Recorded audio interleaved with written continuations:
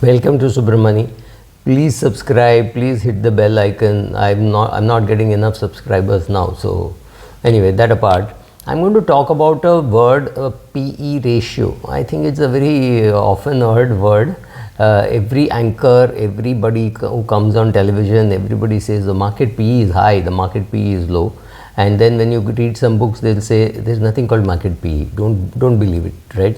So let us come and see. This could be a longish video, or maybe it would be in 2-3 parts also.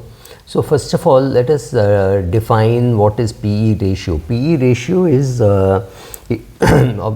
fairly obvious. It is price to earning ratio, where the earnings goes on the numerator and the price goes on the denominator. Now what happens is, in this equation, one thing is true, that is price. One thing is earning, which you have to believe it is true, right? It is audited or whatever, but I do not know how trustworthy a balance sheet is. So therefore I'm saying, for a minute, let us accept that earnings could be true, not true, exaggerated, underplayed, whatever. Now the PE is ultimately a number which the market gives a particular company over a long period of time. So when Mr. Deepak Parekh used to run HDFC Limited always got a PE of 30, and that is because PE is a function of how much the market respects the company, how consistent the company's growth is, how consistent or how, as per rule, do they pay dividends. If they earn 1 rupee, do they pay 30 paise as dividends? Many companies have a rule that 30% of the earnings will be paid off as dividends. So whether you do all that, all this put together becomes the respect for the company, the predictability, the industry in which you are, all this together determine the PE. So some companies which are commodity companies will never have a PE more than 7 or 8, and some companies will never have a PE less than 45, right? So if somebody tells you that 20 is the right PE at which to buy, how the hell will you ever buy a Colgate or Procter & Gamble or Hindustan Unilever? You will never ever be able to buy them, because they are never at a PE of 20. The lowest PE of a HUL could be 45 and the highest could be 85. So when do you buy and when do you sell? Do you buy because the PE is high? Do you buy because the PE is low? Do you sell because the PE is high? These are all very difficult questions to answer, and here is an attempt to at least tell you what is the PE and how you could possibly use it. I am not even saying this is how you should use it. I don't use PE as a very helpful indicator, except to say that, oh, this share is terribly overpriced, its PE is too high. So I use it more on the high side rather than on the low side. Also understand, for some things like commodities, the PE rule could be exactly the opposite. You should buy when the PE is high and sell when the PE is low, because the earnings are very fluctuating. So never use PE for commodities, right? So if you want to buy a commodity when the commodity prices are languishing at the bottom and it is just not moving up. That's the time to be buying a commodity stock. It would be available very cheap. And then when everybody talks about, oh, steel prices are very high, copper prices are very high, right, oil prices are high, that's a great time to be seeing the performance of those companies, and you will find them doing very well with a very but the PE could be low because the earnings may have done some catch up, right? So that is the time to be selling, because the market may have done very well at 1100 or at 1250, 1300 was a good price to sell Tata Steel. Then it has to come down. It might come down and bounce up, or you could be a long-term investor saying, oh, because Tata Steel has come down to 90 rupees, I will be a buyer. At 1300, at 130 rupees, I'll be a seller. See, the share has shifted now to a 1 rupee share, so therefore the adjustment. So you have to know all that, right? So it's not just knowing the PE, because PE calculation is the easiest. So what does the PE do? It compares the current valuation at this price, at this earning. Is it fairly priced or overpriced or underpriced? Assuming that you know how to do those things from a different learning. It is called, the PE doesn't teach you all that. So basically there are 3 types of PE. The most often used one is the current PE, the last reported PE. Then there is the current PE, and then there is the forward PE. All are good indicators, assuming that you trust the earning. Then therefore the earning divided by price, it tells you, oh, this company is at a PE of 24 now, but it was for year ended March 2022, which got reported for March 2023, which is the current PE. The PE, which is the current period, for that the earnings has gone up, so the PE is no longer 22, it is going to be something like 20, and next year the company is going to do very well, and therefore the PE for next year earning is 14, not 15. So based on this, you have 3 PEs for the same company, but the most often used one is the one which got reported. So even today people would be using the March 22 earnings for the PE, which is quoted in most places, right? So that is one thing you have to understand, that there are 3 types of PE: forward PE or current PE and all that. So you need to understand that. You also need to understand that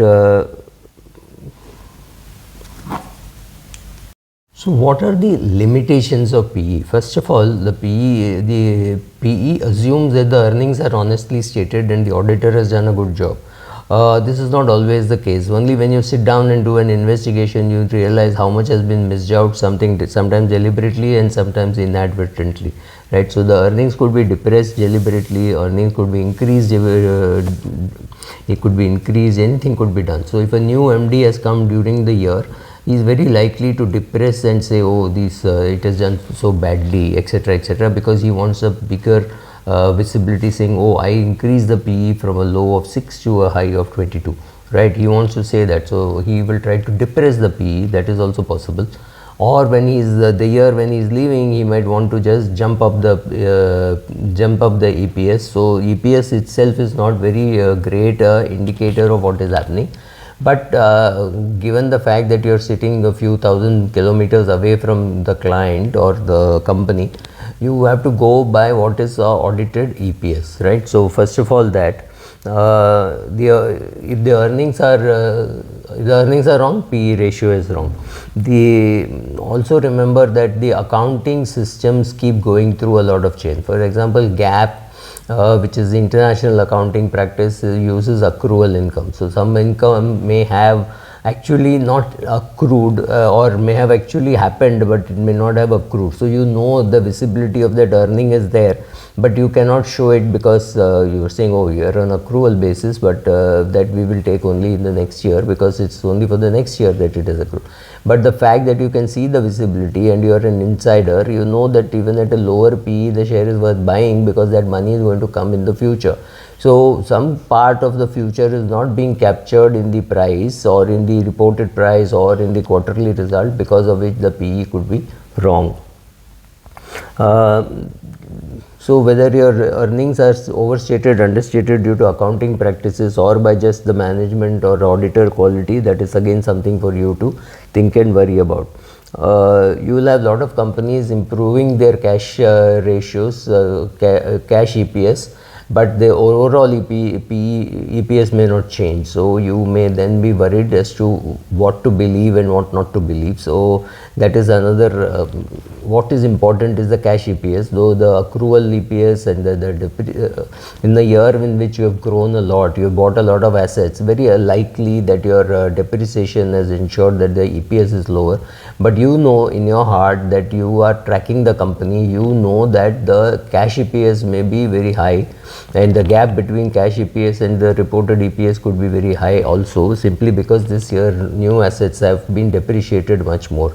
If the depreciation has been not provided for, again you will not know unless you are an insider and you are willing to go, or you are willing to go through the notes on accounts to see what should have been the depreciation claimed and what have they actually claimed, right? You will know the difference. If you don't know those differences, then how will you use a PE ratio?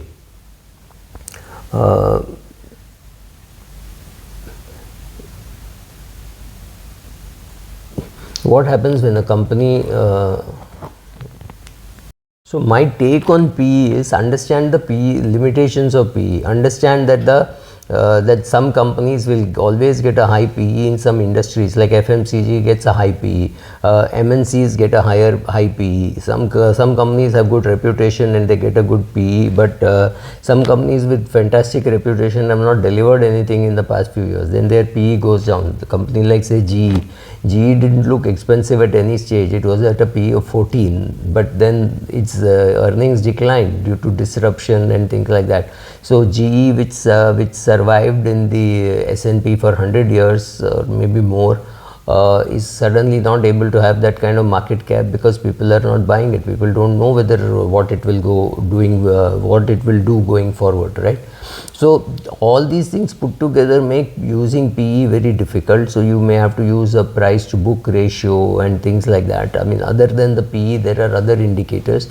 You may have to use some of those together with PE before you come to a conclusion. So don't just say, oh, PE is high, so it's a buy, PE is low, so it's a, PE is low, so it's a buy, PE is high, so it's a sell. Those kind of logic doesn't work. It differs from industry to industry.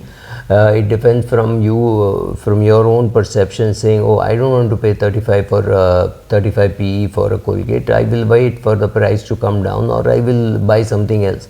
So you understand what is happening. You understand if a company is stagnating, and then again the EPS may not be growing, but the PE will PE will be high because it's got a great past. But if the future is not good, the market brings down the PE. Right, so understand all that, see how the PE is out to play, understand, and then use it. Thank you.